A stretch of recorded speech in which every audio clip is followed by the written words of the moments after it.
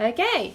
Hi everyone. Special emergency podcast that we've managed to get together. We've come down to talk to Izzy Wild again about the outbreak of equine herpes that's been happening in Hampshire to get all the details for you. So if anyone remembers last year, we did an episode on equine flu when there was equine flu going around, just so everyone could make sure they knew actually what it was about and the facts behind it instead of whatever they'd been told by someone who knew someone who knew someone who knew a horse who might have had it. So we're making sure we've got you the accurate information from a real life vet. Yeah. So let's start with quite a simple question, or maybe not a simple question. What is equine herpes? So equine herpes is a virus. There are 9 different types of equine herpes, but the most common ones in the UK to affect kind of general horses are EHV1 and EHV4. And in this outbreak, it was EHV1. And there's also kind of different strains and like kind of how powerful different types of each, like 1 and 4 is. And the one that is in the outbreak currently is quite a serious one. So that's what's caused quite a lot of concern with owners and vets. But yes, it's being well managed anyway. Is it the same virus that like the same family of viruses that like human colds and cold sores and stuff are? Yeah, so that's exactly. So unlike human viruses, the herpes viruses can remain latent in the body. So they can you can get infected by them, and then they become latent, and then they can be reactivated in times of stress. Okay. And that's exactly the same for horses. And actually it said that, and I was actually speaking to a virologist on Friday as well, and she said, it's probably present in about 80% of the equine population. Many. Yeah. And it's just in times of kind of acute stress that can bring it out. Or and it also can be transmitted. I'm taking her word for it, but a lot of people do say it is pretty common in horses. It's just in this particular outbreak, it was a large competition centre, so there are lots of horses coming and going from there. There's also a really large yard, and they have horses coming and going from there, so the exact source of it is unknown, and it's probably unlikely that probably impossible to trace. Yeah, exactly, where exactly it came from. What are the symptoms if you suspect your horse might have EHV? So for this particular outbreak, the first few signs have been dullness, inappetence, and a high temperature. So often when horses have a high temperature above generally kind of 38.3 and above, but they often have a lot higher than that in this, they naturally lose their appetite, because when you've got a temperature you don't really want to eat. And dullness, and so depending on how much, for the horses in this outbreak, it depends how much of the virus has kind of affected them, and also kind of their immune system as well, because some horses have gone on to develop further complications and neurological signs as well. But that isn't for every single herpes. So actually a lot of equine herpes is kind of respiratory symptoms as well, but in this outbreak less so. But you might see an increased swelling around the glands, possibly a snotty nose, but that hasn't been kind of found in this outbreak. But what else? Sometimes before they develop the kind of neurological signs, so kind of weakness, they can get filled legs as well, and filling under their tummy. So you'd notice if it was something serious was up. And in the first instance, I think monitoring for if your horse is at all not right, and this outbreak is very kind of localized to around Hampshire and people that visited the competition centre, and I don't think it's spreading any further. It's very, very a recent thing, and lots of swabs and blood tests are being taken at the moment for any kind of horses that were visiting. The premises was called Crofton Manor, and they've kind of made it all public, so it's it's important that anyone was. It's been handled quite well, I think. I think it really has. It's been out as quick as possible, and everyone knows what's going on, and they've been keeping everyone updated as well. Yeah, exactly. How do you treat it? And like, if you think your horse might have it, what is it? Just like flu where you just kind of keep them as comfortable as possible? It really is. So generally as a vet, our kind of mainstays would be kind of anti-inflammatories and fluids and supportive care. Unfortunately, it is very contagious, and sending them to hospital isn't a great thing. Not a great thing. If you know that it's herpes, then so now that we've got a diagnosis, sending to hospital isn't kind of something that Litpook wouldn't, or any other equine practice wouldn't want to take them in, because it will can end up in the hospital shotting as well. So get around and sick horses that are already in the hospital, you're not going to want to be like, hi. And it has led to hospital closings in the past, and Litpook is currently closed for horses going into the hospital because they've had a herpes horse that's come in.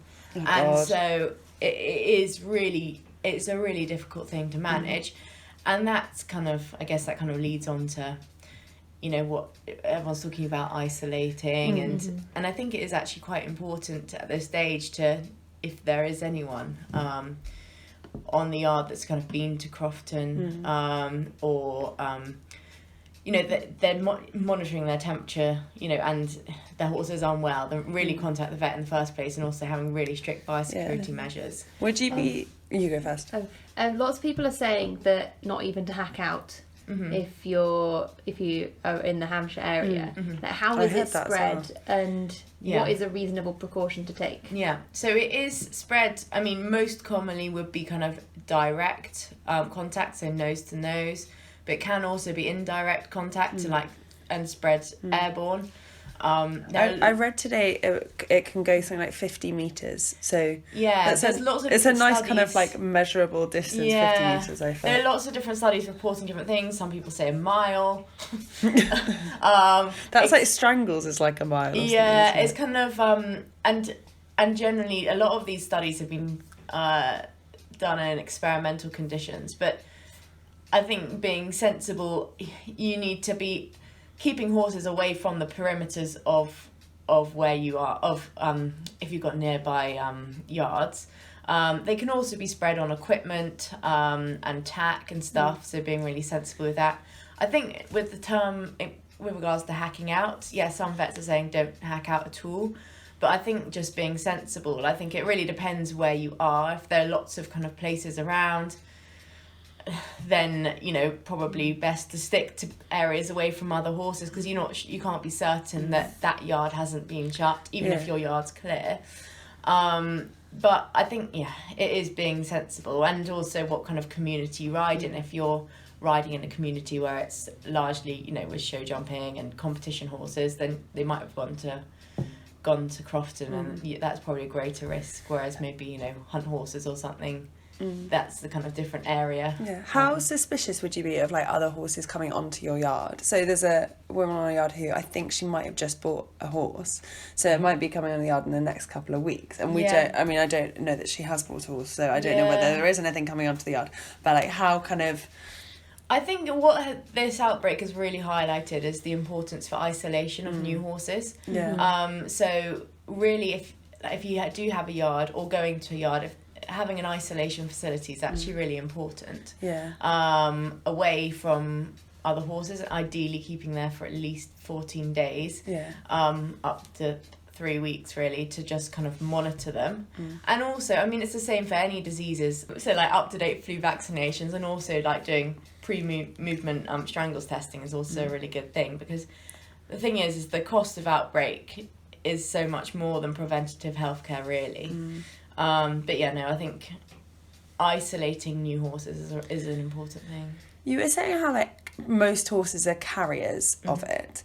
If you were to like have your horse tested and it was a carrier, what can you do?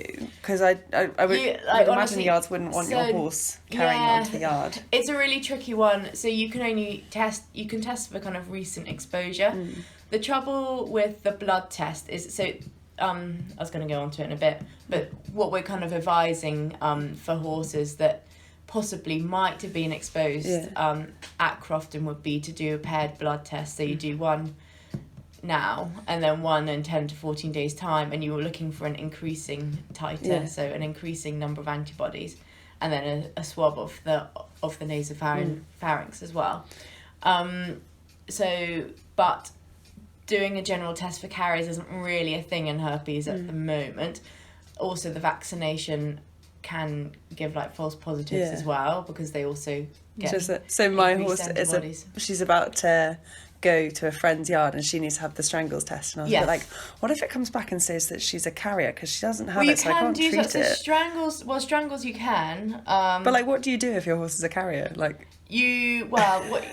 also that, I mean, strangles is a different issue entirely, but there is a lot of false positives on with the strangles blood test. So the best thing to do is a guttural pouch lavage, and from that you can actually treat the guttural pouches as well. With antibiotics, and you can, if but the that's horse a is bacterial, a carrier, not a virus. It's different. Herpes is a very well designed virus. It's like highly adapted, and it can just live in the body, in kind of, you know, the tissues, and it's just, and you know, I don't know about humans, but humans carry as well. Obviously different strains. I had it during my university finals because I was so horrifically stressed. I just kept getting, and my eczema flared up really, really badly as well. So I had like eczema all over my face, and like my eczema on my arms got really, really bad, and I just kept getting cold sores, like as if I needed more stress. Like my skin on my face fell off. That's the thing, and it is meant to be stress that brings it out. But then, you know, so often, you know, horses move yards and they're not that stressed, so it is a bit of an odd virus. And there are other measures you can take to kind of prevent spread. So you can vaccinate against it to prevent the respiratory spread, but it's not said to be preventing the neurological form. Lots of people are being advised now that it's not worth getting the vaccination, or it's not a good idea because we've had an outbreak. Well, quite. Especially, it depends really. If you're in a yard where there's no one that's kind of been there and there's like no chance of kind of having been involved in the current outbreak, then actually vaccinating is quite a good idea, especially if there's mares that, I can't remember if I said one of the symptoms is, but it can also cause abortion in pregnant mares. So it's really routine to vaccinate pregnant mares against herpes. But equally, to prevent the spread to those pregnant mares, and so young stock as well, carry it. Yeah, exactly. So it's quite useful. So if we have been doing more vaccinations for it in the last week, but it's been big yards where they have kind of pregnant mares, or there's absolutely no risk that anyone's kind of going anywhere, but herd immunity is the key thing. But it slightly depends on the virus as to how many percent need to be vaccinated for it to work. We're getting a vet out for Piglet to have this strangles test, so I might just see if he can. She's like, needs to have a flu jab as well. It's certainly worth chatting to your vet about the herpes virus. We use lip hook though. Are they going to be sending someone? Are they going to send people out? No. Sure. So no. The ambulatory is absolutely fine. It's just the actual hospital is. So they can't do surgeries unless it's a complete emergency. But generally, I think, and if they're really local, and that will be fine soon. But no, all the ambulatory team are really clued up on it. And in fact, Andy Durham Virconing everything. Exactly. So Vircon is great. And Andy Durham, the chief medic, one of the head medics at Liphook's been really involved with the outbreak, and he's been really important with kind of, even like for vets going with the same plan, because the trouble is there are loads of different ways to do things, but you want to be doing things with the strongest evidence base. And making sure that it's appropriate. If you might have been to Crofton within the time, what's the incubation period for herpes? How long would you expect to see something if you're a bit worried? So, I mean, it slightly depends, but generally it can be kind of about a week or so. Is it like take their temperature every day, and if it starts to spike? Yeah, monitor their temperature twice a day. And also any equipment that you've taken. Vircon. It's an anti-viral disinfectant that you can get from any country stores. And then it's like a big tablet that you put in water. Those ones. And it smells funny and it's pink. Yeah, and you Right. can't get it on your skin. It's bright pink. And the other thing that, so we'd say to be, I mean, if you have been worried, I mean, in the first instance to take the blood test and then another blood test in 10 to 14 days, keep your horse isolated. Your personal yard then should also, because the likelihood is that your horse is probably mixing with the other horses. Yeah. It's better to kind of have good biosecurity measures for your yard and really not to be going to any venues in this time period. But it's obviously up to the yards to make up that decision, but that would be our advice. If we just do like a quick run through of like a good isolation procedure. So ideally you want to have a horse like 500 meters away with like completely separate wheelbarrows and forks and different people working there and everything. Different clothes. But if you don't have that option, what's kind of like Your next best thing? Well, like a stable right at the end, or like a field in a far corner. It is really specific to the yard, but you kind of do have to use a bit of common sense. And you can obviously speak to your vet about your particular situation. And, you know, work on foot dipping, using hand gels, having a complete change of clothing. And, I mean, it's not that practical, but a shower in between is also something you can consider. But I think that is probably slightly quite extreme. And kind of disinfecting tack and stuff as well. Or if you have a number of people on the yard, maybe you could just say that one person does that horse. Exactly. Then it's not like having to change clothes. They just do that horse. And they don't that person touch is any the of the other marked horses. person. Yeah. And no one touches any of the others. Yeah. But it's important then, if you've got a horse that might have gone, to also monitor all the horses on the yard, because it's not until they've developing the temperature or symptoms that then they are contagious. So but it's good just to keep them isolated as soon as you can, really. But I'm sure if you have been involved, you probably will have isolated already. If you're listening to this, you'd probably know.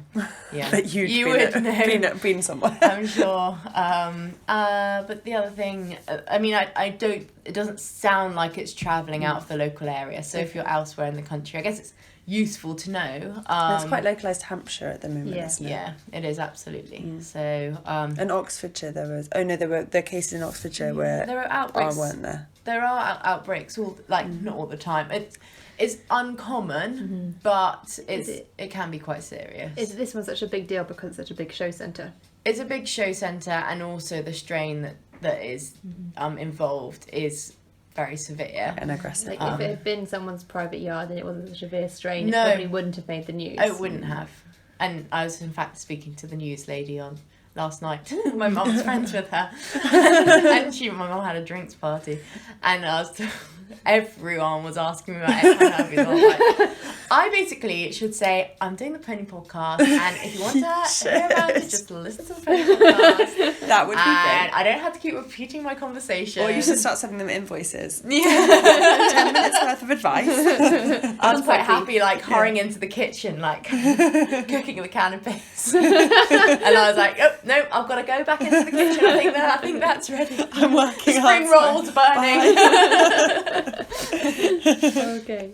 So, was there anything else that you're going to? I don't think so. I mean, I wanted to know more about the worst case scenario, but I feel like not everyone will want to know that. No, let's not do that. Well, I guess, I mean, it isn't. Not all horses go to the worst case scenario, but in all cases, have any so far? Yeah, they have. A couple have, and you would know if your horse was going downhill. Supportive care can nurse them through it. Yeah. And horses. That's good to hear. And horses can survive it. Yeah. I read someone's post on Facebook about it, and it very much made it sound as if it, once they were going that way, that's the way they were going, and there was nothing you could do. And I was reading this post like, oh my god, how would you know? What would you do? And it's good that they can come out the other side of that. No, they can, but it's just it is severe, and us as vets have to be really careful with biosecurity. So I've been getting out my big white suit and balconing everything. I haven't been to the venue, but Any Just kind in of case. horses that even have a slight temperature, even if they're totally unrelated, I've been extra careful. Yeah. Because us as vets can act as vectors for Yeah. transmitting disease. Yeah, I bet. It's because you're literally going to the Yeah. sick ones. Yeah, so we all have to be Directly. really careful. Directly But, from sick one to sick one. Yeah. But we'll have more news next week because a lot of samples have been taken last week and we will know more of the extent of the disease next week. So no doubt people will be aware of the situation from their vet's Facebook page, Yeah. Kirk, Crofton, about what's happening Yeah. next week. So I think we'll have more of an idea of the extent, if it's spreading or not, or if it's well contained. I do think this time has been a really good example of like how to do a disease outbreak, whereas Yeah. flu was a bit like everyone just ran around like headless chickens and it went Yeah. really far, Yeah. whereas this one, I mean, it's not been out very long, so it might just get worse and worse and worse, so like Yeah. touch wood, but it seems to have been really well contained. Everyone seems really clued up on it and really like hot on like, okay, this has happened, no one like, don't leave the yard, no stray horses. Yeah. Like, show centres have closed really quickly, and like, I just feel like it's been a really good example of how to do it. And I guess if you're a bit miffed off to be missing a competition, it is only January. Exactly. And it's much better that your horses are healthy. Yeah. One entry fee, like Yeah. Equine Herpes I know. Virus, you know. I was So- that person for about 2 minutes when I realised that I'd booked onto a show jumping clinic, and I was like, oh no, and I was like, no, it is for the good, it's the best reason. Yeah. I saw a lot of people complaining to Wellington because loads of people apparently had cancelled their entries like last week before the show cancelled and hadn't got their money back because they were still going to run it, and then they cancelled and gave everyone else their money back, so there were a lot of complaints, and I understand why you would be annoyed about that, but at the same time, like, herpes, like, Yeah. come on, Yeah. you know, your horse is not getting ill, you'll save the vet's bill. Exactly. And I think that's the thing, is prevention is much better than dealing with possible treatment. In any of these conditions like flu, infectious disease, strangles, it can get really difficult to treat and manage, especially when they're highly contagious. So Cool. Well, thank you for That's okay. letting us come and talk to you about it. Bombard you with questions. I hope Especially it as wasn't too everyone- I don't No, know. it was good. Right. No, it was good. Thank you. Cool. But And if you guys sort of have any questions or anything, make sure you keep an eye on your vet's Facebook page. That's probably where the best information is going to come from. Yeah. I would recommend, and especially your own vet, because you will get on well with, and you will probably trust your own vet, and there's lots of information out there, but and if you can also phone the vet, and most of the receptionists are clued up on what we're saying as well, if you can't contact the vet directly. So Yeah. Well, thanks very much for talking about it. no problem. To us. Hopefully it finishes soon. So. Yeah, fingers crossed. Cool. If you guys want to hear any of our other episodes, or like if you want to go back and learn more about flu, then you can find all our other episodes on Apple Podcasts and Spotify and many other podcast platforms, which I'm not going to name because those are the main ones and I can't remember them all.